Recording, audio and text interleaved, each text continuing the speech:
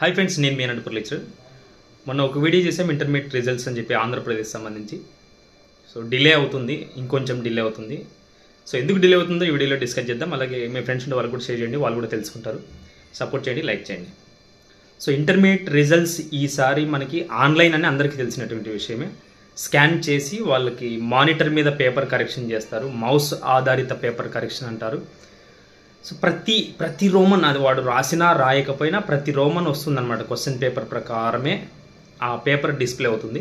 So ఇలాంటి ఒక్కొక్కసారి ఏమవుతుంది అని చెప్పారంటే మా సార్ వాళ్ళు, స్ట్రక్ అయిపోతుంది, రావడం లేదు, ఒక్కొక్కసారి ఆగిపోతుంది, సర్వర్ బిజీ అవుతుంది అని చెప్పేసి చాలామంది చెప్పారు.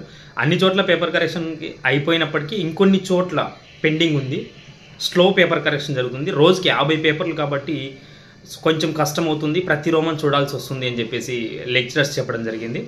సో ఇంకొక విషయం, ముఖ్యమైన విషయం ఏంటంటే ఓన్లీ గవర్నమెంట్ వాళ్ళకి మాత్రమే అవకాశం ఇచ్చారు. ఇంకా ప్రైవేట్ లెక్చరర్స్ ఎవరు కూడా సో లాగిన్ అవ్వలేదన్నమాట. సో అందరూ అధికారులను అడిగి నేను చెప్తున్నాను అనమాట.